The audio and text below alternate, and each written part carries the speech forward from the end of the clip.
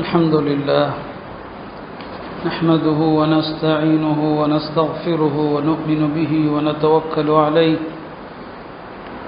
ونعوذ بالله من شرور أنفسنا ومن سيئات أعمالنا من يهد الله فلا مضل له ومن يضلل فلا هادي له أشهد أن لا إله إلا الله وحده لا شريك له وأشهد أن سيدنا ونبينا ومولانا محمدا عبده ورسوله أرسله ربه بالحق بشيرا ونذيرا وداعيا إلى الله بإذنه وسراجا منيرا صلى الله تعالى عليه وعلى آله وصحبه وبارك وسلم تسليما كثيرا أما بعد فأعوذ بالله من الشيطان الرجيم بسم الله الرحمن الرحيم يا أيها الذين آمنوا اذكروا الله ذكرا كثيرا وسبحوه بكرة وأصيلا صدق الله مولانا العظيم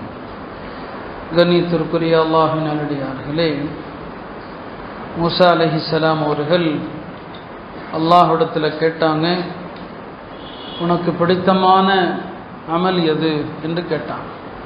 அல்லாஹ் சொன்னான், தத்குருனி வலா தன்சானி, என்னை மறக்காமல் எப்போதும் திக்ர் செய்து கொண்டே இருப்பீராக, அதுதான் எனக்கு பிடித்தமான வணக்கம்.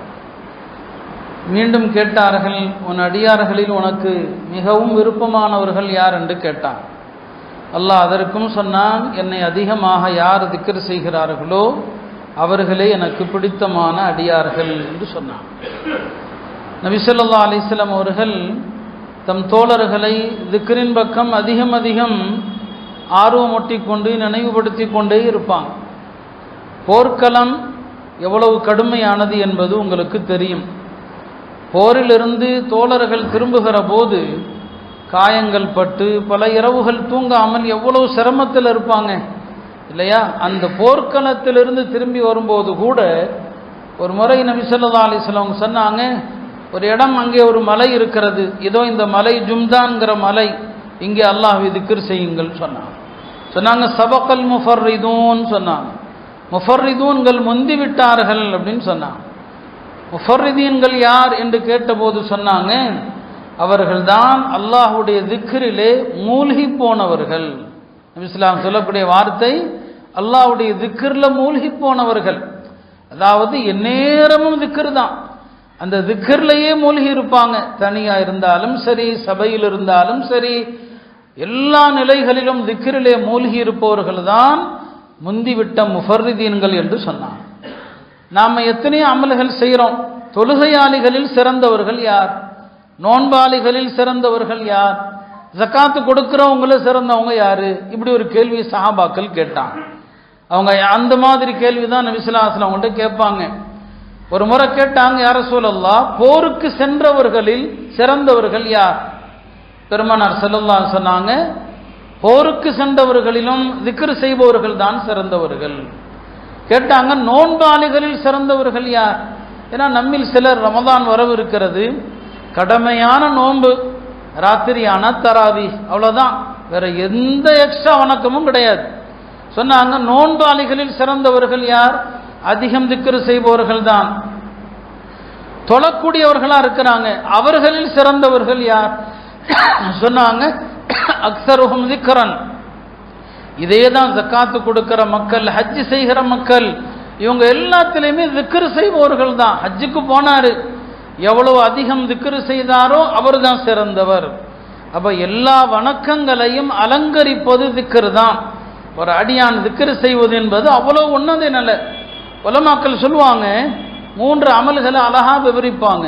தௌபா இஸ்திக்ஃபார் செய்வது என்பது அழுக்கான ஆடையை கழுவுற மாதிரி. நம்ம யாரையாவது சந்திக்க போகணும்னா என்ன செய்வோம்? அழுக்க போக மாட்டோம், நல்ல கழுவி சுத்தமான ஆடையை உடுத்துவோம் இல்லையா? அழுக்கான ஆடையை கழுவுற மாதிரி தௌபா இஸ்திக்ஃபார். அடுத்து நாம் என்ன செய்வோம்? ஒரு இடத்துக்கு போகணும்னா அலங்கரிப்போம், நறுமணம் பூசுவோம். அதே மாதிரி தான் தௌபா இஸ்திக்ஃபார் செஞ்சுட்டா சுத்தமாயிட்டீங்க. அடுத்து நபி ஸல்லல்லாஹு அலைஹி வஸல்லம் அவர்கள் மீது ஸலவாத்து கூறினால் உங்களை அலங்கரித்து கொண்டீர்கள், சுத்தமாயிட்டீங்க, அலங்கரிச்சிட்டீங்க. அதுக்கப்புறம் திக்ர் செஞ்சா அல்லாஹ்வை நீங்க சந்திக்கிறீங்கன்னு அர்த்தம். அப்ப தௌபா இஸ்திக்ஃபார் என்பது உங்களை கழுவது. பெருமானார் ஸல்லல்லாஹு அலைஹி வஸல்லம் அவர்கள் மீது ஸலவாத்து கூறுவது என்பது உங்களை அலங்கரிப்பது. அதற்கு பிறகு நீங்கள் திக்ர் செய்வது என்பது அல்லாஹ்வை சந்திப்பது என்பதாக உலமாக்கள் அழகான விளக்கம் கொடுத்தாங்க. யார் அல்லாஹ்வை அதிகமாக திக்ர் செய்கிறாங்களோ அவங்க சொர்க்கத்துக்கு சிரித்து கொண்டே செல்வாங்க. எல்லாருமே சிரிச்சுட்டு போவாங்கன்னா இல்லை, சொர்க்கத்துக்கு முன்னால போறதுக்கு முன்னால பலருக்கும் பலவிதமான நிலைகள் இருக்குது. ஒவ்வொருவருக்கும் ஒவ்வொரு விதமான நிலை. அதுல அதிகமா யார் திக்ர் செய்யறாங்களோ அவங்க தான் சொர்க்கத்துக்கு சிரித்து கொண்டு போவதாக சொன்னாங்க. நபி ஸல்லல்லாஹு அலைஹி வஸல்லம் அவங்க சொன்னாங்க, நான் மேராஜுக்கு சென்றிருந்த இரவுல சொர்க்க நரக காட்சிகள்ல பல காட்சிகளை பார்த்தாங்க. அதுல நான் ஒரு காட்சியை பார்த்து ரொம்ப வியப்பாக இருந்தது. ஒரு மனிதர் அல்லாஹ்வுடைய அர்ஷுடைய ஒலியில இருக்கிறார். அர்ஷுடைய ஒலியில ஒரு ஆள் இருக்கிறார். என்ன அல்லாஹ்வுடைய அர்ஷுடைய ஒலியில நிற்கிற அளவுக்கு உயர்ந்த மனிதரா? இப்போ பெருமானார் ஸல்லல்லாஹு அலைஹி நினைச்சாங்க இவர் மலக்காக இருப்பாரோ என்று கேட்டாங்க. இல்லை, இவர் மலக்கு இல்லை. ஒருவேளை இவர் நபியாக இருப்பாரோ என்று கேட்டாங்க. இல்லை, இவர் நபியும் இல்லை. பிறகு யார் என்று கேட்டபோது இவரிடம் 3 பண்புகள் இருந்தது. ஒன்று, அவருடைய நாவு எப்போதும் திக்ரில் திளைத்திருந்தது, எப்போதும் திக்ர் தான். ரெண்டாவது, அவருடைய இதயம் எப்போதும் பள்ளியை நோக்கி தான் இருந்துச்சு, வெளியில இருப்பாது. எப்போ பள்ளிக்கு வருவோம், பள்ளி தான் அவருடைய உள்ளத்தில் இருந்ததெல்லாம். மூன்றாவது, அவருடைய பெற்றோர்கள் பிறரால் திட்டப்படுவதற்கு அவர் காரணமானதில்லை. ஒரு மனுஷன் செய்யக்கூடிய தவறுகளுக்கு பெற்றோர்களை திட்டுவாங்க, அவர் அந்த மாதிரி நடக்கல. இப்போ பாருங்க, இதுல முதல் அமல் எதை சொல்றாங்க? அவர் எப்போதும் திக்ர்ல இருந்தார். அந்த திக்ர் செய்த மனிதர் தான் அல்லாஹுடைய அர்ஷுடைய நிழலுக்கு கீழ் இருப்பதாக சொல்லப்படுது. அருமையானவர்களே, இப்படி எவ்வளவோ ஹதீசுகள் நம்மை உணர்த்துகிறது. நீங்க அதிகமா திக்ர் செய்யலன்னு சொன்னா உங்கள்கிட்ட நிஃபாக்குடைய அடையாளங்களில் ஒரு அடையாளம் இருக்கிறது என்று அர்த்தம். நயவஞ்சகத்தனம் என்பது கொள்கை ரீதியான நயவஞ்சகத்தனமும் இருக்கிறது. அறிஞர்கள் பிரிப்பாங்க. கொள்கை நயவஞ்சகத்தனம் அது பெருமானார் காலத்தில் உள்ளத்தில் இறை மறுப்பை வெளியில் முஸ்லீமாக காட்டிக்கொண்டவர்கள், கொள்கை நயவஞ்சகத்தனம். இன்னொன்று இருக்கிறது செயல் நயவஞ்சகத்தனம். அந்த செயல் நயவஞ்சகத்தனத்துக்கு அடையாளங்கள் நிறைய இருக்குது. அதுல எத்தனை குணம் இருக்குதோ அந்த அளவுக்கு நாம நிஃபாக்க நெருங்கி இருக்கிறோம் அல்லது தள்ளி இருக்கிறோம்னு அர்த்தம். அந்த செயல் நயவஞ்சகத்தனத்தில் ஒன்று என்ன? முனாஃபிக்கள் அல்லாஹ்வை திக்ர் செய்ய மாட்டாங்க. லா யذ்குரூன அல்லாஹ இல்லா கலீலா. அப்ப கம்மியா திக்ர் செய்றீங்கன்னா உங்கள்ட்ட நிஃபாக் இருக்குன்னு அர்த்தம். கம்மியா திக்ர் செய்றீங்கன்னா, சூரத்துல் முனாஃபிகூன் என்று குர்ஆன்ல ஒரு சூரா இருக்குது. அதுல முனாஃபிக்குகள் பெருமானாரிடம் எப்படி நடக்கிறாங்க அப்படிங்கறத அந்த ஆயத்துல அல்லாஹ் தொடக்கத்திலிருந்து விவரிக்கிறான். இதா ஜாஅக்கல் முனாஃபிகூன், முனாஃபிக்குகள் உங்கள்கிட்ட வந்தா எப்படி நடக்கிறாங்க? பெருமானார் ஸல்லல்லாஹு அலைஹி வஸல்லம் முன்னால நயவஞ்சகர்கள் எப்படி நடக்கிறாங்க அப்படிங்கிறத விவரிச்சுட்டு வந்துட்டு அந்த சூறாவை அல்லாஹ் எப்படி முடிக்கிறான் தெரியுமா? யா அய்யுஹல்லதீன ஆமனு லா துல்ஹிக்கும் அம்வாலுக்கும் வலா அவுலாதுக்கும் அன் திக்ரில்லாஹ். ஈமான் கொண்ட மக்களே, உங்களுடைய செல்வங்கள் உங்களுடைய குழந்தைகள் அல்லாஹ்வுடைய திக்ரை விட்டும் தடுத்து விட வேண்டாம். முனாஃபிகீன்கள் என்ற சூறாவுல அல்லாஹ் திக்ரை கொண்டு தான் கடைசியா முடிக்கிறான். அப்படியானால் திக்ருக்கும் நிஃபாக்குக்கும் சம்பந்தம் இருக்கு. உங்கள்கிட்ட திக்ர் அதிகமா இருந்தா நயவஞ்சகத்தனம் இல்லைன்னு அர்த்தம். திக்ர் கம்மியா இருந்தா நயவஞ்சகத்தனம் இருக்கிறது என்று அர்த்தம். இப்ப நான் சொல்லுவேன், கடைசியில எப்படியெல்லாம் நம்முடைய திக்ர்கள் அமைந்திருக்க வேண்டும் என்பது குறித்த ஒரு குறிப்பை நான் கடைசியில சொல்லுவேன். ஆக அருமையானவர்களே, அப்ப முனாஃபிக்குகளுடைய குணத்திலிருந்து நாம தள்ளி இருக்கிறோம்னு சொன்னா திக்ரு அதிகமா இருக்கணும்.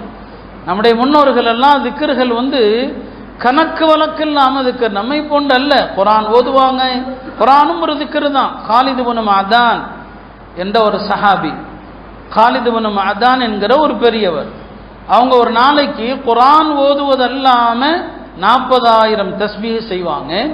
அவங்க இறந்து அவங்கள குளிப்பாட்டுவதற்காக மக்கள் தயாகிற போதும் அவங்களுடைய ஆள்காட்டி விரல் மட்டும் அல்லாஹ் அல்லாஹ் என்று அசைந்து கொண்டே இருக்கிறது. அல்லாஹ்வை திக்ர் செய்யக்கூடிய மக்களுக்கு அல்லாஹ் இப்படியான அற்புதங்களை காட்டுவான். அதிகமாக திக்ர் செய்கிறவங்களுக்கு வேற வார்த்தை கூட வராதான். ஒரு கிதாபில் அழகான ஒரு சம்பவத்தை எழுதுறாங்க. பிலால் ரலியல்லாஹு அவர்கள் அல்லாஹ்வுடைய ஒருமையில தௌஹீதுல ரொம்ப ரொம்ப இன்பம் அடைஞ்சதுனால அவங்கள சுடு மணல்ல கிடத்தி கொடுமைப்படுத்தும் போதும் அஹத் அஹத்னே சொன்னாங்க இல்லையா, நம்ம கேள்விப்பட்டிருக்கோம். அப்ப மக்கா முஷ்ரிக்கீன்கள் சொன்னாங்க, ஒரே ஒரு தடவை லாத்து உஸ்ஸான் சொல்லப்பா, உன்னை விட்டுறோம், லாத்து உஸ்ஸான் சொல்ல, அவங்களுடைய கடவுள்கள் விட்டுறோன்னு சொல்லி. பிலால் சொன்னாங்களா, என் வாயில லாத்து உஸ்ஸான் வர மறுக்குதுன்னு சொன்னாங்க, எனக்கு அந்த வார்த்தையே வரமாட்டிருக்குதுன்னு சொன்னாங்க. உண்மையும் அதுதான். அப்ப அவர் சொல்ல நினைச்சா கூட அல்லாஹ்வுடைய உயர்ந்த மக்காம்ல திக்ர்ல அவர் இருந்தாரு, அவரே நினைச்சா கூட லாத்து உஸ்ஸான் வராது அவர் வாயில. சொன்னார், எனக்கு லாத்து உஸ்ஸான் சொல்ல முடியலன்னு சொன்னார். இப்ப அல்லாஹ்வை யார் அதிகம் திக்ர் செய்றாங்களோ அவர்களுக்கு வேறு வார்த்தையே வராது. மக்கத்துல் முக்கர்ரமால ஒரு பெண்மணி இருந்தாங்க, அவங்க ரொம்ப அதிகமா திக்ர் செய்யற பெண்மணி. மக்கள் எல்லாம் அந்த பெண்மணி எவ்வளவு திக்ர் செய்யறாங்க என்றெல்லாம் என்னவெல்லாம் செய்வாங்க. சிலர் அந்த அம்மா ஒரு நாளைக்கு 1,00,000 தடவை திக்ர் செய்யுது என்றெல்லாம் எண்ணுவாங்க. ஆக மொத்தத்தில் நிறைய திக்ர் செய்யக்கூடிய பெண்மணி. அவங்க இறந்துட்டாங்க, வஃபாத் ஆயிட்டாங்க. பெண்களே இறந்தாலும் அடக்கம் செய்வது ஆண்கள் தானே, குடும்பத்து உறவினர்கள் அடக்கம் செய்வாங்க. அந்த அம்மாவை அடக்கம் செய்யறதுக்காக வேண்டி கபர்ல இறக்க போறாங்க. ஆண்கள் அடக்கம் செய்யக்கூடிய அந்த மக்கள் இருக்கிறாங்க இல்லையா, அவங்களுடைய கரங்களிலிருந்து அந்த அம்மாவுடைய ஜனாசாவை வேற யாரோ வாங்குறாங்க, கண்ணுக்கு தெரியல. கண்ணுக்கு தெரியாதோ யாரோ வாங்கி அந்த அம்மாவை கபூர்ல அடக்கம் செய்யறாங்க. மக்களுக்கு வேலையே இல்லை, எல்லாம் பார்க்கறாங்க, ஏதோ நடக்குது. ஆனா யாரு செய்யறாங்க அவங்க கண்ணுக்கு தெரியல. இவங்கெல்லாம் அப்படியே திகைச்சு போய் நிக்கிறாங்க. இதெல்லாம் அல்லாஹ்வை யார் அதிக திக்ர் செய்யறாங்களோ அல்லாஹ் அவங்களுக்கு உலகத்திலேயே கொடுக்கக்கூடிய நிலைகள், அற்புதங்கள். துன்னூன் அல் மிஸ்ரி ரஹ்மத்துல்லாஹி அலைஹி சொன்னாங்க, உலகத்துல இன்பம் என்பது திக்ரை கொண்டுதான். திக்ர் இல்லாத இன்பத்தான் என்னங்க, உலகம் இன்பம் இல்லை, திக்ரை கொண்டுதான் இன்பம். சொர்க்கத்துல இன்பம் என்பது அல்லாஹ்வுடைய சந்திப்புல, உலகத்துல இன்பம் என்பது திக்ர்ல இருக்குது. சொர்க்கத்துல அல்லாஹ்வுடைய லிகா இருக்குது, அதுதான் பேரின்பம். ஏன்னா சொர்க்கவாசிகள் அதை விட பெரிய இன்பத்தை அடைய போவதில்லை என்பதாக சொன்னாங்க. அபு முஸ்லிம் அல் ஹவுலானி என்ற ஒரு சஹாபி, ரொம்ப பிரபலமான ஒரு தோழர். அவர் வாழ்க்கையில பெரிய அற்புதங்களும் நடந்திருக்கு. அவரும் அதே மாதிரிதான், எந்நேரமும் அவருடைய நாவு திக்ர்ல தான் இருக்கும். ஒரு முறை அவர் முன்னால மக்கள் கேட்டாங்க, என்ன இவர் பைத்தியமான்னு கேட்டாங்க. அவர் காதுல விழுந்துருச்சு. அவர் சொன்னார், இது பைத்தியம் அல்ல, பைத்தியத்திற்கான வைத்தியம். மனித உள்ளங்கள் உலக ஆசையில உலக மோகத்துல பைத்தியமா இருக்குது இல்லையா, அந்த பைத்தியத்திற்கான வைத்தியம் தான் திக்ர் என்று ஹஜ்ரத் உமர் ரலியல்லாஹு அன்ஹு அவர்கள் சொல்லுவாங்க, அல்லாஹ்வை பத்தி பேசுங்க, அது உள்ளத்திற்கான மருந்து. மனிதர்களை பத்தி பேசாதீங்க, அது உள்ளத்திற்கு நோயின்னு சொன்னாங்க. மனிதர்களை பத்தி பேசுவது நோய், அல்லாஹ்வை பத்தி பேசுறது மருந்து. இமாம் ஸஹபி அவர்கள் இந்த சம்பவத்தை பதிவு செஞ்சுட்டு, இந்த வார்த்தையை பதிவு செஞ்சுட்டு சொல்லுவாங்க, என்ன ஆச்சரியம், நம்முடைய நிலைகள் எல்லாம் நாம நோயை அதிகமாக வாங்கி கொட்டிக்கிறோம், நிவாரணத்தை நம்மளை விட்டும் தூரமாக்குறோம். நம்ம யாரை பற்றி பேசுகிறோம், மனிதர்களை பற்றி தான் பேசுகிறோம். டீ கடையிலையும் சக மனிதர்களை பற்றி பேசுகிறோம், கல்யாண வீட்லையும் மனிதர்களை பற்றி பேசுகிறோம், ஜனாதாவுக்கு போனால் மனிதர்களை பற்றி பேசுகிறோம், அல்லாஹ்வை பற்றி பேசுறதே இல்லை. அல்லாஹ்வை பற்றி பேசினால் மருந்து, மனிதர்களை பற்றி பேசினால் நோய்.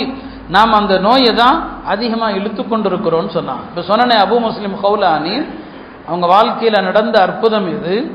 அந்த பெருமானாருடைய காலத்தில் ஒரு 3 பேர் தங்களை நபின்னு வாதிட்டாங்க. அவர்கள் பொய்யர்கள். அதில் ஒருத்தன் அஸ்வதுல் அனசின்னு ஒருத்தன். இந்த அஸ்வதுல் அனசியால் அபு முஸ்லிம் ஹவுலானி பிடிக்கப்பட்டுறான். எப்படியோ அவங்க கையில் மாட்டிக்கிறாங்க. அவனுடைய சபைக்கு கொண்டு வரப்படுறாங்க. அவன் கேட்குறான், முஹம்மது அல்லாஹ்வுடைய தூதர் நம்புறியான்னு சொல்லி. ஆமாம், முஹம்மது ஸல்லல்லாஹு அலைஹி வஸல்லம் அல்லாஹ்வுடைய தூதர் தான் சொல்லி. அவன் கேட்குறான், தஷ்ஹது அன்னி ரசூலுல்லாஹ், நான் அல்லாஹ்வுடைய தூதர் என்று நீ சாட்சி சொல்லுவியான்னு சொல்லி. அவங்க சொன்னாங்க, நீ சொன்னது என் காதில் விழலன்னு சொன்னான். நீ சொன்னது என் காதில் விழலப்பான்னு சொன்னான். அவனுக்கு சரியான கோபம். சொன்னான், இவரை நெருப்பு மூட்டி தூக்கி போடுங்கன்னு சொன்னான். இப்ராஹிம் அலைஹிஸ்ஸலாமை போல ஒரு நெருப்பு குண்டத்தில் அவரை தூக்கி போடப்படுது. ஆனால் நெருப்பு அவரை எரிக்கல்ல, கரிக்கல்ல. இப்ராஹிம் அலைஹிஸ்ஸலாமுக்கு எப்படி பர்தன் ஒ சலாமன், அது எந்த இடையூறையும் தராத குளிராக ஆனதோ அப்படிதான் அவரும் வெளியே வந்தார். இந்த நிலையை அவர் எதை கொண்டு அடைந்தார்? எல்லா சரித்திர நூல்களும் சொல்கிறது, அவர் ஒரு நொடி பொழுது கூட திக்ர் இல்லாமல் இருந்தது கிடையாது. திக்ர் செய்யக்கூடாத சில இடங்கள் இருக்குது, அது வேற. அவர் சாதாரணமாக திக்ர் செஞ்சுக்கிட்டு தான் இருப்பார். அந்த திக்ரு தான் அந்த நெருப்பு குண்டத்திலும் கூட அவரை பாதுகாக்குது இல்லையா? இப்போ உலகம் பூரா நெருப்பை பற்றி தான் பேசிட்டு இருக்கிறாங்க, அமெரிக்க நெருப்பை பற்றி தான் பேசுகிறாங்க இல்லையா? பேசுறதெல்லாம் அதை பற்றி தான். இமாம் ஜாஃபர் சாதிக் அவர்கள் அழகா சொன்னாங்க, எந்தெந்த நேரத்தில் எதை எதை செய்ய வேண்டும் அப்படின்னு சொன்னாங்க. ஜாஃபர் சாதிக், இதா ஜாஅக மா துஹிப்பு, உலகத்தில் நீ விரும்பக்கூடியது நடந்தால் அல்ஹம்துலில்லாஹ் அதிகமாக சொல்லுது. உலகத்தில் நீ வெறுக்கக்கூடியது நடந்தால் லா ஹவுல வலா குவத்த இல்லா பில்லாஹ் சொல்லு. விரும்பத்தகாதது நடந்தா லா ஹவுல சொல்லுங்க. வாழ்வாதாரம் தடைபட்டால், வியாபாரம் எல்லாமே சிக்கலாவே இருக்குதா, இஸ்திக்ஃபார் அதிகமாக செய்யுங்க. இவ்வளோ அழகான விஷயம். பிடித்தமானது நடந்தால் அல்ஹம்துலில்லாஹ், விரும்பத்தகாதது நடந்தால் லா ஹவுல வலா குவத்த இல்லா பில்லாஹ் இல்லையா? அந்த நெருப்புன்னு எல்லாரும் பேசி என்ன செய்ய முடியும்? அல்லாஹ்வுக்கு முன்னால எந்த விஞ்ஞானமும் எந்த சக்தியும் எந்த சர்வாதிகாரியும் தோத்து போயிடுவான். அதான் காட்டுது. நாம என்ன லா ஹவுல வலா குவத்த இல்லா பில்லாஹ், அது நமக்கு நடக்காம இருக்கிறது. லா ஹவுலவை பத்தி நாம பல தடவை சொல்லியிருக்கிறோம் இல்லையா? சொல்லுவாங்க, அல்லாஹ்வுடைய அர்ஷ் இருக்கிறது, அந்த அர்ஷை சுமக்கிற ஆற்றல் யாருக்குமே இல்லை, மலக்குமார்களுக்குமே இல்லை அல்லாஹ்வுடைய அர்ஷை சுமக்கிறதுக்கு. ஆனா அல்லாஹ்வுடைய அர்ஷை 8 பேர் சுமக்கிறாங்க. அந்த 8 பேருக்கு அல்லாஹ்வுடைய அர்ஷை சுமக்கிற சக்தி எதை கொண்டு கிடைக்குதுன்னா லா ஹவுல வலா குவத்த இல்லா பில்லாஹ். இந்த லா ஹவுல விட்டாங்கன்னா அல்லாஹ்வுடைய அர்ஷை சுமக்க முடியாது. உங்களால் செய்ய முடியாத காரியத்தையும் செய்வது எளிதாக வேண்டுமானால் லா ஹவுல வலா குவத்த இல்லா பில்லாஹ் ஓதுங்க. அப்ப இமாம் ஜாஃபர் சாதிக் அவர்கள் அழகா சொன்னாங்க, சந்தோஷமான காரியங்கள் நடக்கும்போது அல்ஹம்துலில்லாஹ் சொல்லுங்க, விரும்பத்தகாத காரியங்கள் நடந்தால் லா ஹவுல சொல்லுங்க. வாழ்க்கையில தடைகளா இருக்குதா, எங்க போனாலும் தடையா இருக்குது, ரிஸ்குடைய தடையா இருக்குதா, இஸ்திக்பார் செய்யுங்க, அந்த தடைகள் நீங்கி விடும் என்று சொன்னார். அருமையானவர்களே, அல்லாஹ் உங்களுக்கு நல்லதை நாடுவதற்கு அடையாளம் என்ன? நீங்க திக்ரு செய்யக்கூடிய அடியானாக இருப்பீங்க.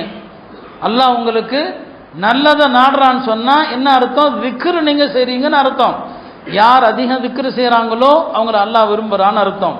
எனவே திக்ரு செய்யக்கூடியவர்களை நாம லேசா நினைச்சிடக்கூடாது, லேசா என்ன செஞ்சிடக்கூடாது, அவங்கள இடம் போட்டக்கூடாது. ஏன்னா அல்லாஹ்வுக்கு பிரியம் இருக்க போய் தான் அவங்க நாவிலிருந்து அல்லாஹ் தஆலா திக்ர் அதிகமாக செய்ய வைக்கிறான். ஹஜ்ரத் இப்னு மஸ்ஊத் ரலியல்லாஹு அன்ஹு அவர்கள் சொன்னாங்க, ராத்திரி படுக்கைக்கு செல்கிற போது நீங்க திக்ர் செய்யாம படுத்தீங்க, ஷைத்தான் உங்கள் மீது சிறுநீர் கழிக்கிறான்னு சொன்னாங்க. நாம இன்றைக்கு இரவு நேரங்களில் எல்லா காலத்திலையும் பலவிதமான தவறுகள் இருந்தாலும் குறிப்பா என்ன, எல்லாம் போனை பார்த்துட்டு அப்படியே தான் படுக்கிறாங்க. எல்லார் கையிலையும் இந்த போனு தான், எல்லா நிலைகளிலும் போனு தான். குர்ஆன் எல்லா நிலைகளிலும் திக்ர சொல்லுது. எது குர்ஆன் அல்லாஹ் கியாமன், நின்ற நிலையிலும் திக்ர் தான், குஊதன் உட்கார்ந்த நிலையிலும் திக்ர் தான், வ அலா ஜுனூபிஹிம் படுத்த நிலையிலும் திக்ர் தான். பெருமானாருடைய வாழ்க்கை அப்படிதான் இருந்துச்சு. இன்னைக்கு இந்த ஆயத்தை அப்படியே மாத்துக்கணும். எல்லா நிலைகளிலும் போன், நின்னாலும் போனு தான், உட்கார்ந்தாலும் போனு தான், படுத்தாலும் போனு தான், தொழுகைக்கு வந்தாலும் போனு தான், டாய்லெட்டுக்கு போனாலும் போனு தான். அப்படியே முசீபத்தா எல்லார் கையிலையும், படுக்கும் போதும் போனு தான். சொன்னாங்க இப்னு மஸ்ஊத் அவர்கள், திக்ர் இல்லாம படுத்தீங்க ஷைத்தான் மூத்திரம் கழிச்சறான்னு சொன்னாங்க. அல்லாஹ் பாதுகாக்கணும். நம்மில் எத்தனை பேருடைய உடல்கள் இரவுல நஜிஸ் ஆகிட்டு இருக்குது, அது யாரால? ஷைத்தானுடைய மூத்திரத்தால. எவ்வளவு அசிங்கம் இது, எவ்வளவு கேடுகட்ட விஷயம் இது.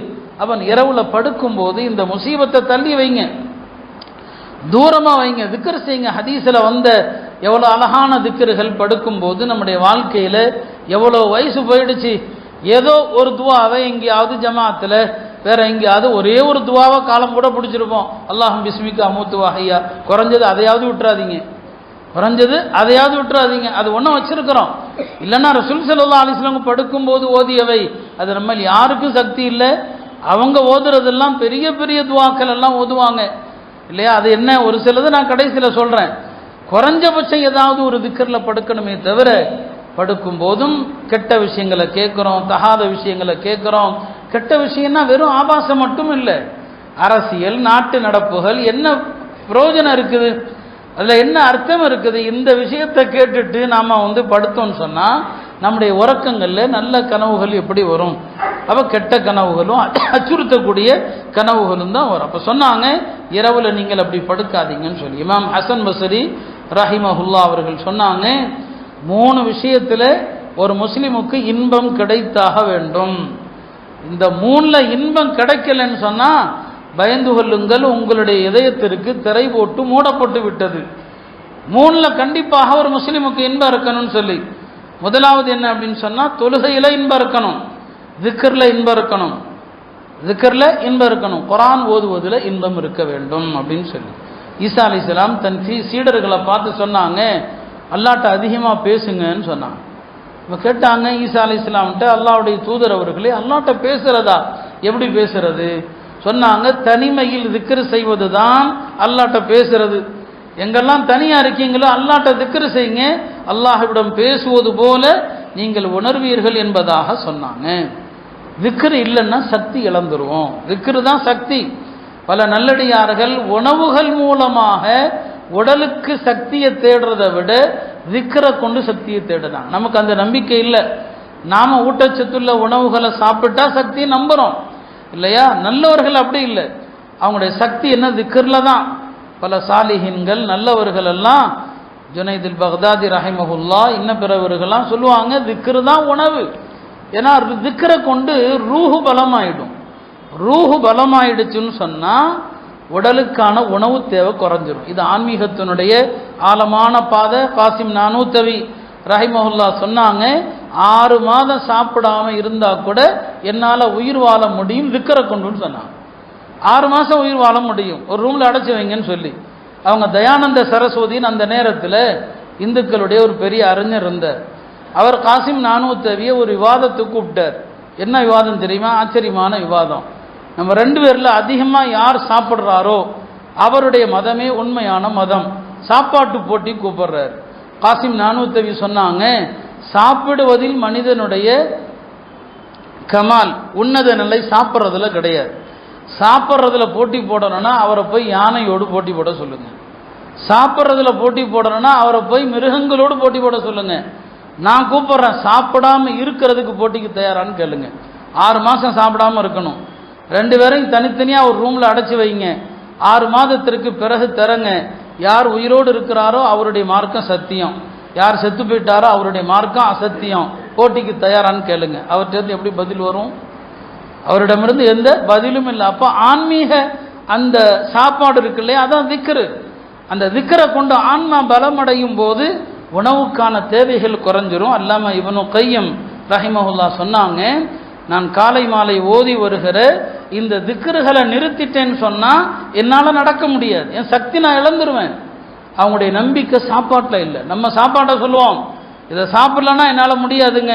அவங்க சொல்றாங்க, இந்த திக்ரை நான் விட்டுட்டேன், என்னால் என்னுடைய உடல் பலவீனம் அடைஞ்சிரும், என்னுடைய உடல் சக்தி இழந்துரும் சொன்னாங்க.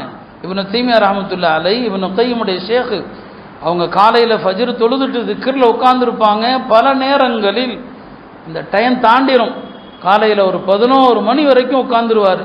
மாணவர்கள் சொல்லுவாங்க, இன்னைக்கு காலை உணவே நீங்கள் சாப்பிடலையே. இல்லைப்பா சாப்பிட்டுட்டோம், காலை உணவு இன்னைக்கு திக்ரு தான் உணவு, திக்ரு தான் இன்னைக்கு சாப்பாடு முடிஞ்சிருச்சுன்னு சொல்லுவாங்க.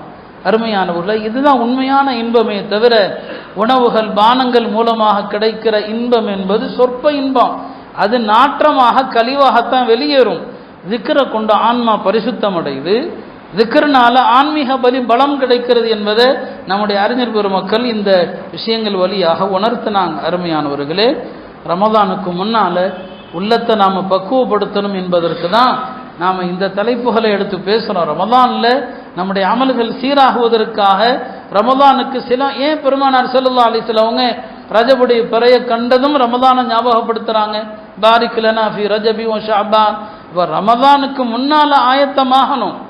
ரமதான் வரும்போது அமல் செய்ய துவங்கினால் எந்த அமலும் இருக்காது. நல்லடியார்கள் துவா செய்வாங்க, அல்லாஹும்ம சல்லிம்னி லி ரமதான், யா அல்லாஹ் ரமதானுக்காக என்ன ஆரோக்கியமாக வச்சிரு, ரமதானுக்கு நான் ஆரோக்கியமாக இருக்கணும். வசல்லிம் லனா ரமதான். அதே போல தான் ரமதானில் எந்த விதமான வேறு பாதிப்புகள் வராமல் ரமதானை எங்களுக்கு சலாமத்தாக்கு. தசல்லமு மின்னி முத்தகப்பலா, ரமதானுடைய அமல்களை ஏற்றுக்கொள். ரமதானுக்கு முன்னால் துவா செய்ய ஆரம்பிச்சிருவாங்க. இந்த துவாக்களை எல்லாம் அருமையானவர்களே, ரமதான் நெருக்கத்தில் அமல்களை ஆரம்பிப்பதல்ல, இப்போது இருந்தே நம்முடைய உள்ளங்களை பரிசுத்தப்படுத்துவது.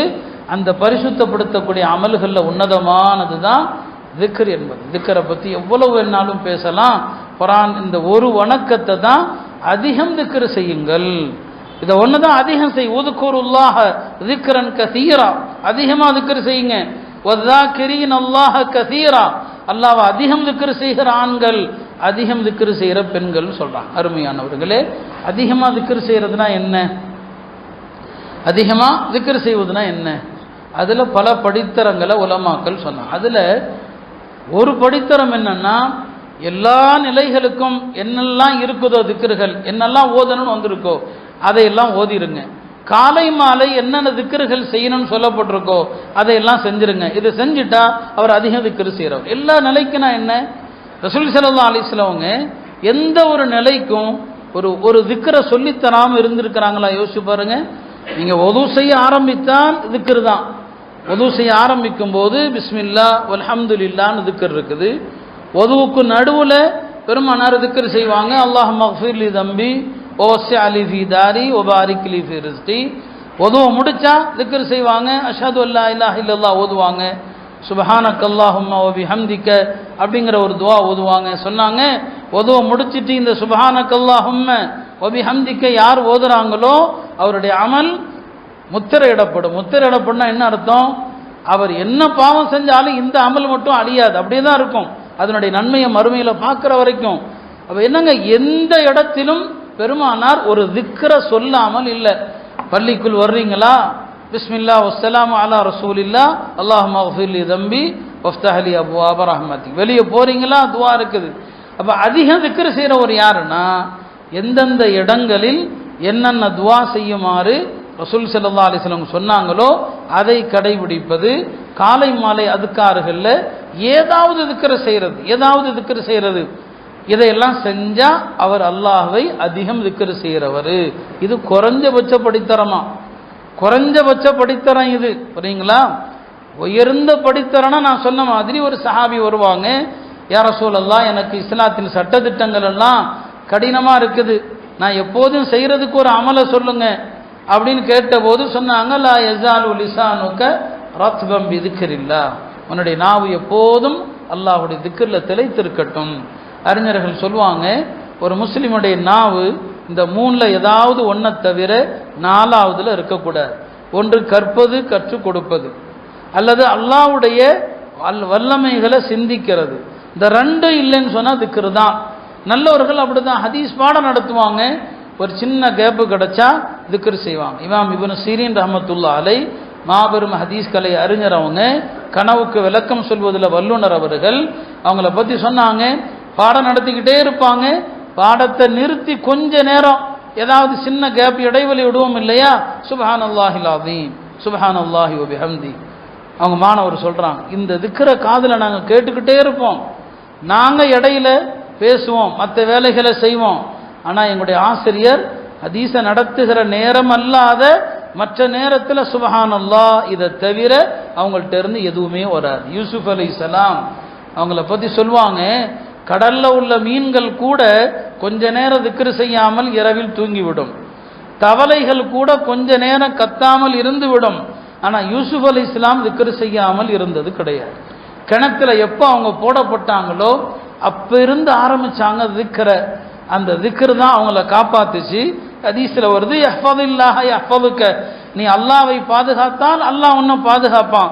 யூசுப் அலைஹிஸ்ஸலாம் இந்த திக்ரை விடல்ல, எல்லா சோதனையிலிருந்தும் அல்லாஹ் அவர்களை பாதுகாத்தான். அருமையானவர்களே, நம்முடைய வாழ்க்கையில பரக்கத் இல்லாமை, உடல் ரீதியான நோய்கள், மன நெருக்கடிகள், ஆட்சியாளர்கள் தொல்லைகள், இதெல்லாம் முஸ்லிம்கள் திக்ரை விட்டும் தூரமா இருக்கிறோம். நம்ம என்ன தொழுகிறோம்?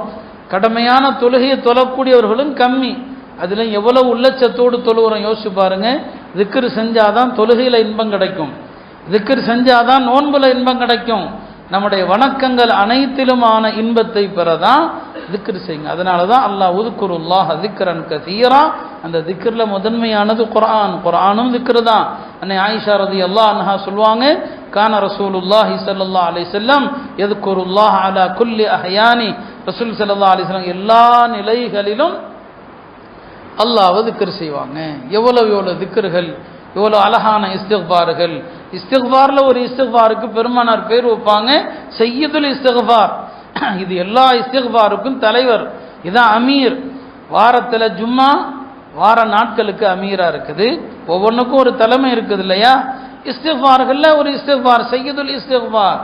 இரவுல அதை போதுனீங்கன்னா காலையில் எழுந்திருக்கும் போது மௌத் ஆயிட்டாரா நேராக சொர்க்கம் போவார், காலையில் ஓதுனாரா மாலையில் இல்லை சொர்க்கம் போயிடுவார். அந்த மாதிரி சின்ன திக்ர்களும் இருக்குது, பெரிய திக்ர்களும் இருக்கு. காலையிலிருந்து மாலை வரைக்குமான உத்தரவாதம்.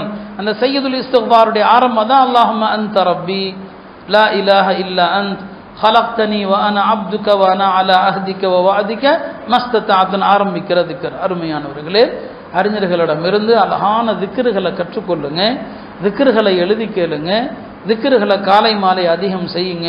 இல்லாமல் அல்லாஹ் எல்லா நெருக்கடிகளிலிருந்தும் நமக்கு நிம்மதியை தருவான் இல்லையா? ஒரு பக்கம் அமெரிக்காவில் நடந்த சோதனைகள் அதை பற்றி உலகம் பேசுது, இன்னொரு பக்கம் இஸ்லாமிய உலகுக்கு பல நல்ல செய்திகள் அல்லாஹுடைய அருளால் வந்து கொண்டும் இருக்கு. இந்த ரமதான் இன்ஷா அல்லாஹ் முஸ்லிம்கள் எல்லோருக்குமே பிரச்சனைகள் இல்லாத ரமதானாக இருக்கும் என்று நாம் நம்பிக்கை வைக்கிறோம். சிரியாவில் ஒரு பெரிய கொடுங்கோலா இருந்தால் 50 வருஷம், அவன் ஷியா பிரிவை சார்ந்தவன். அந்த நாட்டு மக்களுக்கு அவன் கொடுத்த சித்திரவதைக்கு அளவே கிடையாது, அவ்வளவு கொடுமைகள். அந்த நாட்டிலிருந்து மக்கள் மட்டுமல்ல உலமாக்கள் எல்லாம் ஹிஜ்ரத் பண்ணி போயிட்டாங்க வேற ஊர்களுக்கு. சிரியா அறிஞர்களுடைய நகரம், பெரும் பெரும் அறிஞர்கள் வாழ்ந்த ஊர்.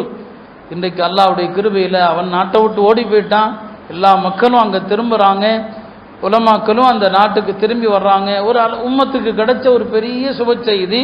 சிரியா இன்றைக்கு அது வலம் செய்யப்பட்ட ஒரு நகரம். அல்லாவே பாரக்னா ஹவுலஹுங்கிறான். பைத்துல் முக்தஸ்லாம் சிரியாவை சார்ந்தது தான். அதை இன்னைக்கு கூறு போட்டு பிரிச்சுட்டாங்க. அல்லாஹ் குரான்ல எங்கெல்லாம் இந்த ஷாமை பற்றி சொல்லுவானோ பரக்கத்து செய்யப்பட்ட பூமின்னு தான் சொல்லுவான். அது ஒரு பக்கம் அல்லாஹ்வுடைய கிருபையில் அங்குள்ள முஸ்லீம்கள் வளமாக இப்போ இருக்கிறாங்க. இன்னொன்று கஸ்தால நிறுத்தப்பட்ட ஒரு போர் நிறுத்தம் இல்லையா? அந்த நகரத்தையே அழித்து நாசமாக்கிட்டாங்க. எதுவாக இருந்தாலும் போர் நிறுத்தப்பட்டிருப்பது மகிழ்ச்சி. அந்த மக்கள் இனிமேலாவது வளமான வாழ்க்கையை வாழட்டும். அல்லாஹ் அவங்களுடைய நெருக்கடிகள் கஷ்டங்களை எல்லாம் துடைத்து இழந்த வீடுகளை எல்லாம் அவங்களுக்கு அல்லாஹ் பன்மடங்காக திருப்பி கொடுப்பானாக. எல்லா முஸ்லிம்களுக்கும் வாழ்க்கையிலே வளத்தையும் நலத்தையும் தருவானாக. வரக்கூடிய ரமதானை எல்லா முஸ்லிம்களுக்கும் ஆரோக்கியத்தோடு நல்லறங்கள் ஏராளமாக செய்யக்கூடிய தௌஃபீகோடு அடைய செய்வானாக. வாஹிரு தஅவானா அல்ஹம்துலில்லாஹி ரப்பில் ஆலமீன்.